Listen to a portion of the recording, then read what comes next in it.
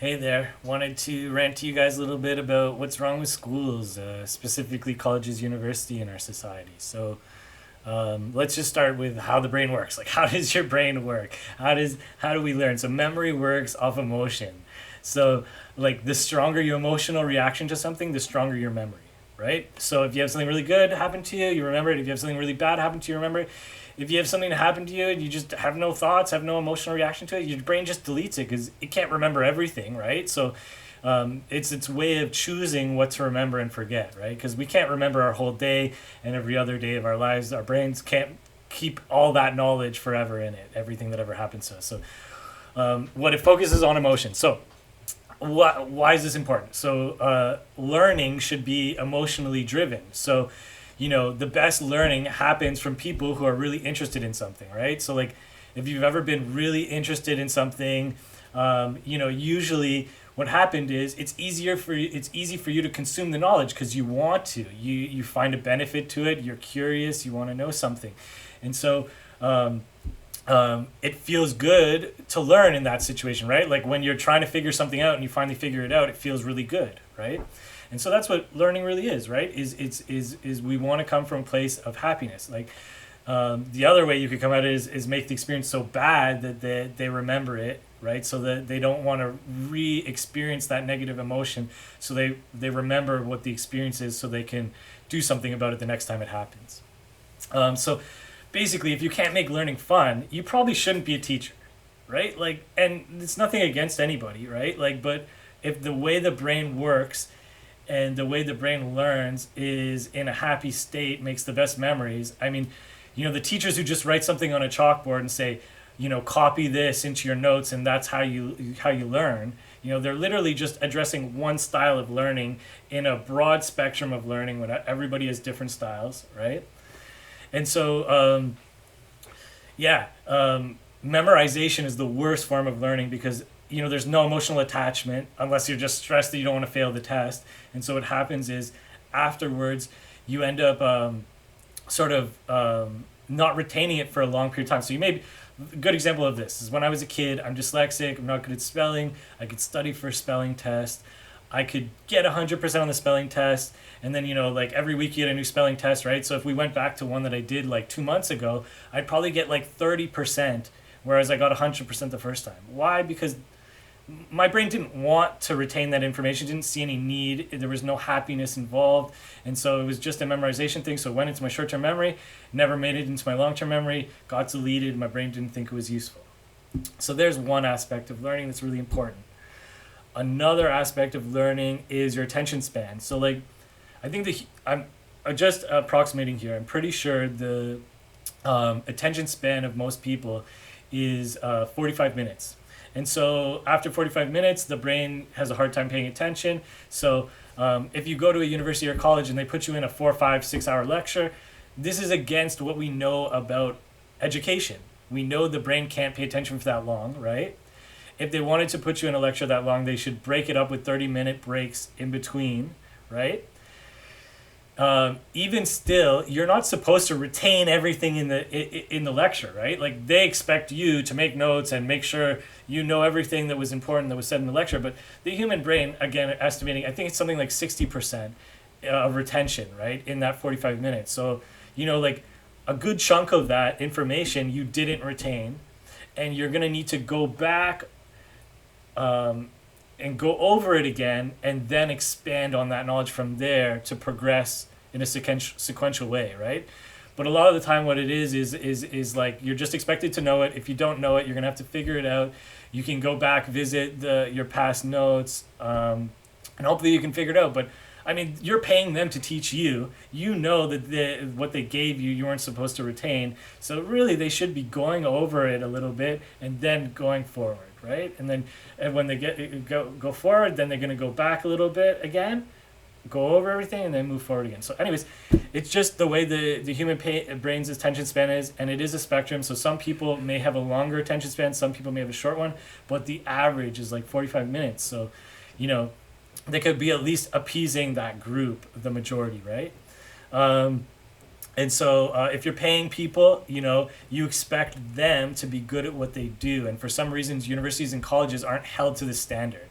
people just assume they know what they're doing it the best way that it can be done, and that's what's happening. And then, I have to remind people, like, even look at the technology, right? Like, so, like, if you went to, like, I think, like, University of Toronto, I'm not 100%, but I'm pretty sure they still have chalkboards in most lecture halls, right?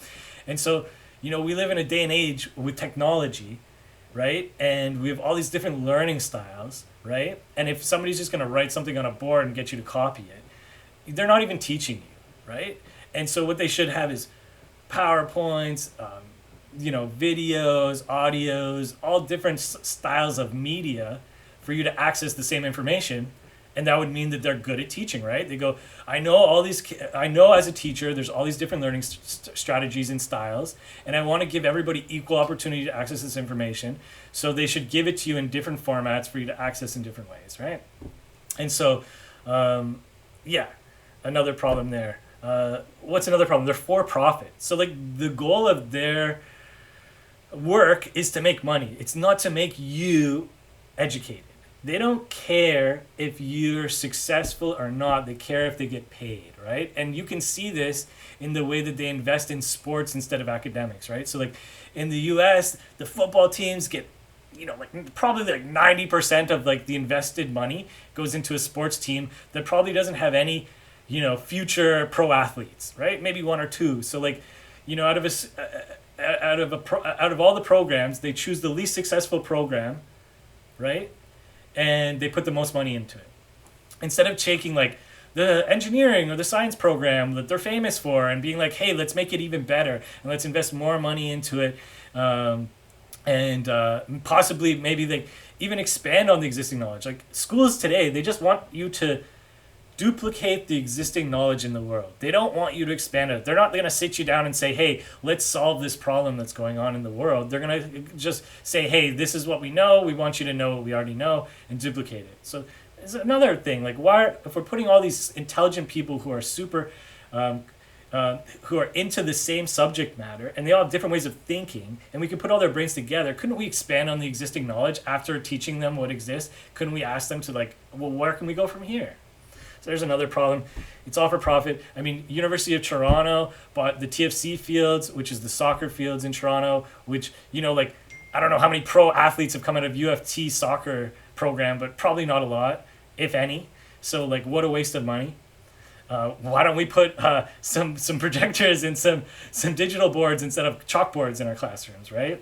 So they don't invest in any of the students, and that's obvious just by the fact that they still have chalkboards, right? And then, Ryerson University bought Maple Leaf Gardens, which is the famous place where the Maple Leafs used to play, right? And I'm pretty sure they don't have any pro hockey players coming out of their programs, and they invested all that money into there. And so, what a waste of money. Why aren't you investing in the education, the outcome of the education, instead of the sports, which is just to draw people to the school, because sports tend to attract people to schools, right? Like in the US, especially with the football teams, people are so, the whole communities are involved in the football in the college level. And so, they're just tons of money wasted on programs that don't even get much out of it when there's other programs that can get a ton of it. So there's another problem. Failure rate's another problem. So, like, again, they don't care about the outcome of the education. So, like, if you get 100 kids to sign up for a program, great. Who cares if they're into it or not? We don't learn our psychology in life, so we don't really know how to make ourselves happy. So we just usually go into a program that we think is going to make money. And so people go into these programs, and then they find out it's not for them, or they dislike it, or they find that they're more passionate about something else. And so out of 100 kids sign up for a program, usually like 10 graduate. And that's a spectrum again. So sometimes programs are way better than that. Some programs are way worse than that. Sometimes they're exactly like that, right? And so you got these programs, and these people go into it, and then they quit, and then so the 10 kids graduate. Out of the 10 kids who graduate, let's say only 2 of them will ever keep it as their lifelong career. And out of the 2 keep it as their lifelong career, a lot of the time, one or if not both can't even pay off their student loan because the government didn't even do the proper due diligence in math to know if their debt is this great and their salary when they get out of school is going to be this much, right? And the interest rate on the debt is this. Are they ever able to pay off this debt? or at least in a reasonable amount of time, or at least without being like the best at what they do. You have to start somewhere. And so again, universities and the government failing people, putting them in a position where they can't succeed. And then got cancel culture. So we got like this thing now where it's like very leftist at universities and colleges, where like if they don't like the opinion of somebody, they don't even want them to visit the school and have a debate, right? And so like, where do we want to like have an intellectual debate? Is in an intellectual place, right? In a place of learning, right? And so even if you don't like somebody's opinion, you'd like to hear it out so you can understand them and possibly rebut it so you can help them have a better understanding, or have them understand your perspective better and not be so confused or whatever you think, right? And so usually if you have two people who are super passionate on either side of an argument, neither of them are right. It's the middle that's the truth, right? And very rarely that like one side of an argument's right. And so we have this cancel culture that has us not having the important debates and discussions that we need to be having in an intellectual society. So that's another big problem. And then like if you just look back at like how universities were made, like originally they were made in the way that like they were just sort of like a continuation of high school. So like basically like people were finishing high school and there was all these new careers and jobs out there that like people didn't know or have the knowledge and skill to do. And so the government came up with these programs where like they called them universities and colleges, where like it's the next step of education, because before, once you got out of high school, you could pretty much do anything, right? There was some careers that you would need to go learn stuff, but like usually they were trades and you could go and learn hands-on, right, and do it.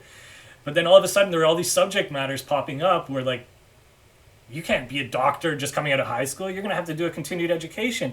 And so we wanted doctors, so we gave this free schooling for that. And then eventually it just kept expanding, and then the government said we can't handle this, and they let it go private, and they let people start making money off of it. And that's when the outcome of the education stopped being the goal, and the profit started being the goal, and everything started going downhill. And so that's generally what I find is these big problems with school is they're not using what we know in education. So like we know how the human brain works, and they're not using that knowledge and understanding of teaching and implementing it. And so we're not getting the best service that we should be when we're paying such large amounts of money and we're committing so many years of our lives and we're betting our future on. And so that's a big problem. And then the psychology, the only time anybody learns psychology in our society is when they go to university for it. And like, how do you navigate life in the world without knowing your psychology? It's very important to understand, because you can navigate the world so much better. Like a random example of this is like, we understand the spotlight effect. So anything that gives you pain, stress, or anxiety in life, your brain will start amplifying that irritation so you stop doing it, right? But that's also for things that are good for you, right? Like stretching gives you anxiety usually, or is uncomfortable. So your brain amplifies it so you stop doing it, but it's actually good for you, right? And so if we can understand why the brain's doing it, we can combat it, right? And so then I tell people to have a hot shower before they stretch, and then now they can override that amplification process. So just a simple psychology thing changes a lot of things in people's lives. So that's really important. We need schools to be for the outcome of education, not for profit. That's a really big deal. We need the investments of the universities and colleges to go into the programs that need it and will benefit most from it, not that will draw the most money and people to the school. And we need a government that supports people in school. So they need to do, like, when they do student loans, they need to do the math better, and they need to make sure that people can actually pay that off, and that it's done in a reasonable way, and they have to account for inflation and all kinds of stuff. And so that's a good way. And so this is like the root of everything, right? Like if you want to have better leaders in society, they come from our schools and universities. If you want to have better teachers in society, they have to have better teachers themselves, right? And so a lot of stuff is interconnected. You want to get rid of racism, you got to understand psychology better, because a lot of our psychology, we judge things by how they look, and if we have limited experiences, we're going to become prejudiced. And the school system, the way I know it today, if you say something prejudiced based on ignorance, they just decide you're a racist, instead of understanding that like everybody at some point in their life is going to be accidentally racist, sexist, and prejudiced against a group because of their limited experience with them. And so we need to teach that to people, and that, hey, if you make this mistake, you're not a bad person, and that, you know, it's your psychology judging things by how they look, and that you need to go have some better experiences with some people so you're not so prejudiced, right? And so again, understanding psychology fixes it. So that's how cops become racist. Really, they police one community. You know, maybe that community only has one group, a nationality that's a gang, so they have lots of bad experiences with that group, so all of a sudden they become prejudiced against that group.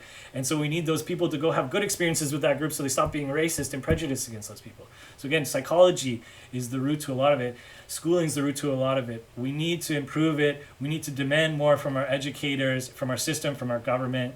Hopefully you guys liked this video, found it useful. Comment below, let me know what you think, and have a great day, everybody.